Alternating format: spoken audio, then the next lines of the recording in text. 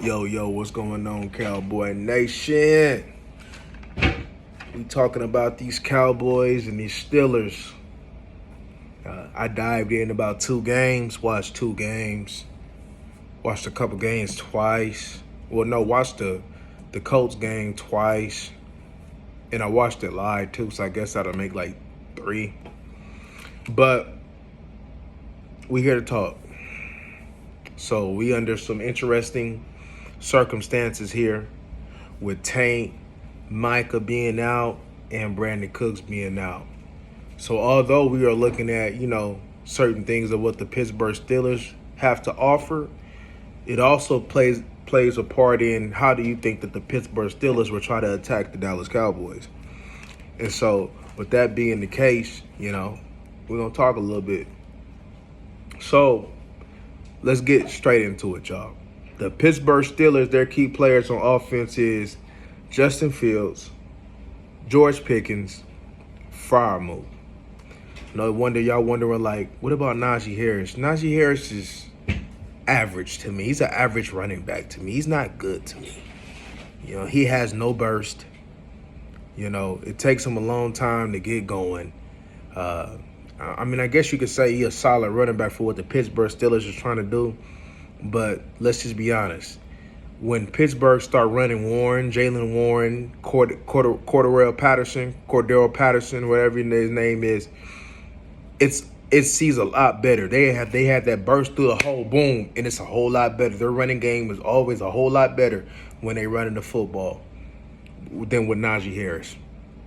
He's an average running back to me at best. He's not a good running back, But like I said, I guess he's just good for what the Pittsburgh Steelers trying to do. But so some of the key matchups is Diggs versus Pickens. Diggs was running his mouth about him being the only wide receiver, that continues to shadow wide receivers. I think shadowing Pickens this game would be something that he would want to do, I would say, almost from the start. Overshown versus Fields in regards to the spy nature, right? Keeping him in the pocket, making him a passer. Let's make Fields a passer. Now, he is improved as a quarterback. I've seen it in him. A little bit more patient. At times where you will see him want to take off, he decides to, buy time to make the pass downfield. So that coaching that he's getting in Pittsburgh is doing him well. Like you say, y'all, like we discussed in draft time, just because he's a good player don't mean he going to have good results because, he can get into mess-up situations. He can, bad coaching. And, there's bad players that can get some decent results because of some excellent coaching, like what Nick Saban did with that defense, the Alabama defense. But we ain't going to talk about it, you Alabama fans, But, yeah. So Donovan Wilson and Hooker versus Pat Freiermuth. I'm saying his name right, Freiermuth. And so, as mentioned before, the formula should be making Justin Fields a passer, keeping him in the pocket. So, we missing Micah, we missing Tank. Them are our 2 best rushers on the team. However, in this game, I don't think it'll matter too much, because the objective is to be disciplined and make him a passer. Now, I'm not saying that pressure is not going to be key, because I believe it will be key. It's always key. It's key every game. But in this game, you want your disciplined players out there. And like I said, number 11 is not a disciplined player. And so the objective is to keep that man in the pocket and make him a passer. So I had in my report, make Najee an East and West runner because I seen Warren is still hurt. Patterson had that foot injury, and I think the undo was Sandals, if I'm not mistaken. So he's the one that still got a decent little burst on him, right? But it ain't like the other 2, right? Zimmer's going to have to bring some heat with the linebackers. He's going to have to bring some heat with the linebackers most definitely to make up for the pressure. So probably one of your best rushers probably going to end up being your linebackers, right? And this is what number 35 does best. He blitzes. That's what he does best. So it's time to go ahead and put him in roles where he does best. So I would expect a lot of heat. There's a little bit more than what you've been getting. That's for sure. On that offensive line, especially with the backups, I see a lot of barbecue chicken. Especially at that right tackle position, I see some barbecue chicken. I believe they got a guard. I think it's Daniels. Daniels is banged up, right? And even with, the offensive line that they had, you got a rookie center. I forgot the tackle name, but it ain't like he's some hella fire tackle from what I've seen. And I believe is it Isaac Sumala or something like that, I believe. So, but this is my thing though. Even though you got barbecue chicken, I don't think you got the players to take advantage of this barbecue chicken individually in rushing the passer. That's a problem. Probably your best individual rusher on your squad right now that's healthy is probably Carl Lawson. And so far, he hasn't shown much where, that you're going to get that so far. Not saying that he's not capable, but you ain't seen nothing thus far. But it's Carl Lawson for sure. So you need to be physical. But I believe that's always to be a point of emphasis for everything. But especially against the Pittsburgh Steelers, you need to be physical. I've seen a lot of, especially in that Colts game, I've seen a lot of play action. I seen Pickens be a little loose with that football, especially in the red zone. He was a little loose with that football. I would expect some read option this game, especially them pulling it and testing the athleticism of your starting defensive ends, which will be Kneeling and probably Ghosting. So I would expect for them to test that athleticism on the perimeter and see if they really can move, especially with Fields. So I would probably expect a little bit more of that. In regards to the Pickens and the tight end, Freiermuth, that's their top two weapons when they come down to downfield play. He doesn't really use, he throws in the ball, but it's not like from the volume that Pickens and Freiermuth will get. And also, to make a third option, he loves to check that ball down.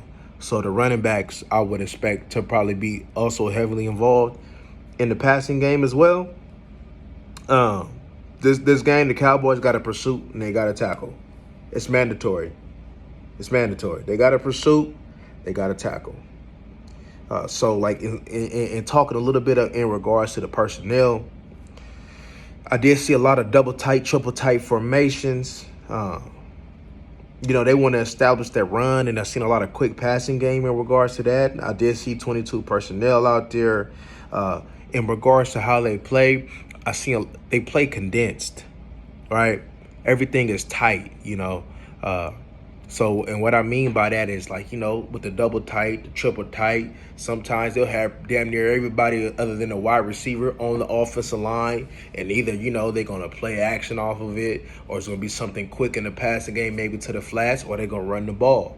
And seeing that the Cowboys has struggled in regards to stopping the run thus far, I would expect for them to test the Cowboys hard. What is you about? Especially with us being banged up. So I would expect a lot of that. Now, what I seen 4 wide, 5 wide, high QB run alert. I especially seen it. Now, I seen it 4 wide, but I also seen it in the goal line twice, right? So pretty much they acted like, it's really a pass play coming, but in looking at them scanning the field, it was definitely QB run all the way. When they're in 11 personnel, that tends to be more pass than run, right? They did run the ball a couple times to try to keep the defense honest. You know how that go. But when I see 11 personnel, more times than not, especially against the Colts game, it was pass. But that's pretty much there. Diggs going to have to get on Pickens. Tight ends going to have to, the safety's going to have to get up on them tight ends, man. Washington, y'all remember I wasn't high on him. Everybody was talking like he's supposed to be some hellified tight end or something. I'm like, he sucked to me. and he ain't did nothing. He made one little splash play toward the sideline where he tried to hop over something though, but I'm instantly taking his legs out. Boom, getting under him. He want to do that again. I'm instantly pop. I'm popping this, but hopefully they think like that, but I don't think so. But let's look at the Steelers defense. Cam Hayward is the key players. Cam Hayward, T.J. Watt, Minka Fitzpatrick, Highsmith if he's available, but he was hurt last game, and Herbig, right? Pretty much a lot of their front seven, let's be honest with you, right? Key matchups, Hayward versus Cooper Beebe in the guards, T.J. Watt versus all your tackles, Minka Fitzpatrick versus Dak Prescott. So, let's talk. I couldn't even read my own writing. That advantage over. Got it. So, look, CD, their corners, that's the weak spot of their defense. One thing that I seen with the corners was they had, especially in that Colts game, their eyes. They got tricked with their eyes, especially little Joey Porter. Eyes and leverage. So pretty much discipline. If you're just going to go ahead and just make a long story short, discipline. So you might be able to take advantage. The Cooks will be somebody that could have took advantage of that, but next man up, got to step up, So it's got to be Flournoy, right? Now, people been asking for him like he's some hellified dude. So, hey, look, you've been stashed away for a month. Let's see what you got, rookie, right? But somebody got to step up against his defense. Somebody got to step up. Tolbert and somebody else needs to step up, right? Got to step up. Solid defense, though, but with time, you could push the ball downfield.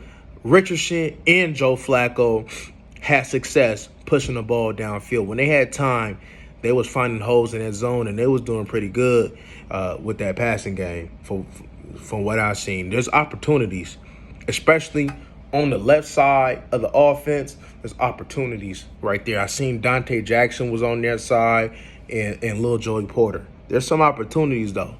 But Dante Jackson did a little bit better downfield. But Dak going to have to use his legs this game, especially with the lack of, especially with the weapons being down so low. He going to have to make some plays. This is going to have to be a Dak game where he going to have to show us. This is what 60 million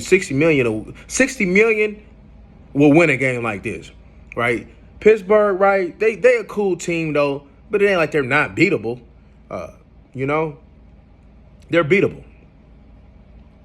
Is you gonna beat them, right?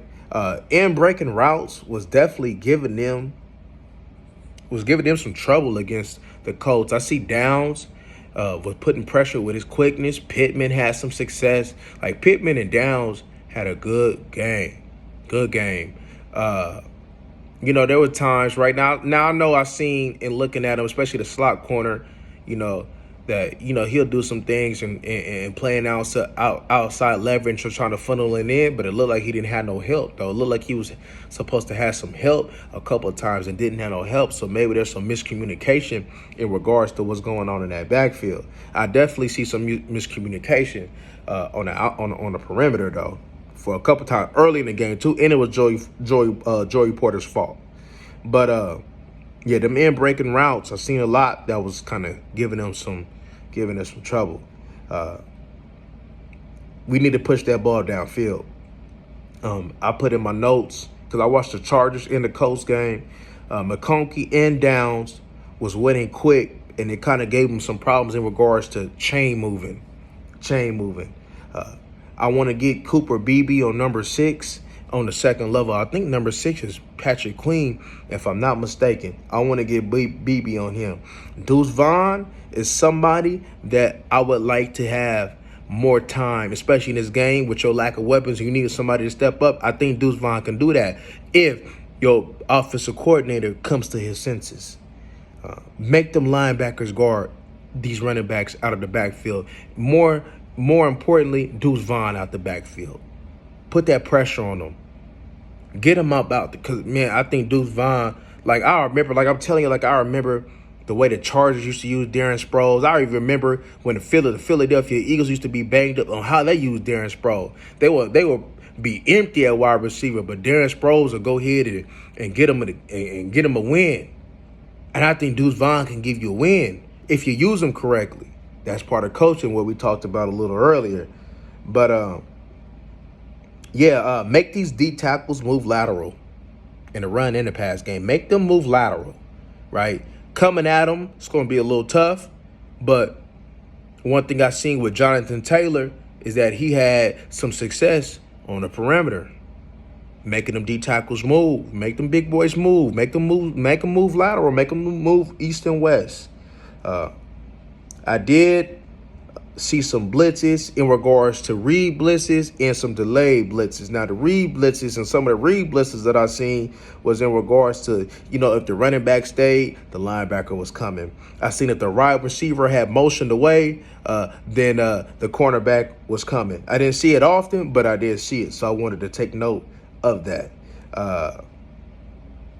Rub routes and mesh routes in the red zone can create opportunities for this offense. I also put be physical. Dak's pocket in the passing game will be clean because they're D tackles, even though they're solid, they ain't gonna get much rush up inside. Cameron Hayward getting up there in age.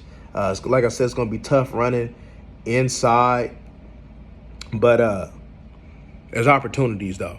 There's opportunities that this team should be able to take advantage of. But, since we talking for a brief second, don't want to hold you too long. Since we talking for a brief second, my candidates to step up, I'm telling you, is Deuce Vaughn. Now, Ferguson going to do what Ferguson do. I would expect CD to have a little bit more attention on him this game. So Tolbert is going to have to make about 4 catches probably this game. Whether it be Turpin, Brooks, or Flournoy, they're going to have to make a couple timely catches this game. We're going to have somebody on the defense step up and bring some situational pressure when it's time. Now, I would expect, like I said, for Zimmer to heat up a little bit more, but we're going to need some situational pressure, But I wouldn't expect too much because they wasn't even using Cooks, right? Dak wasn't targeting Cooks the way that he should. And Mike McCarthy didn't have no plan for when corners was sitting on Cooks. Corners will sit on Cooks all the time. Like, we're not threatening. Now who your deep threat? What, Turpin? Well, you're going to have to figure something out. They're going to have to take the top out and use Turpin. It's about that time now. It's about time to take out some tricks in regards to going against the Pittsburgh Steelers, because this could, even with us being banged up, it's still a winnable game if Foe play like a $60 million quarterback. Unless the defense just have one of these games where they just playing out of their mind, just getting lucky and taking advantage of some turnovers. Because like I said, in regards to the skill level of the Cowboys roster, it's not good. Right? So, then you got a quarterback that's going to uplift his team. That's something to watch on Sunday night. But y'all let me know in regards to what y'all think, how this outcome, how the outcome of the game is going to be. Till the next time, y'all, we gone.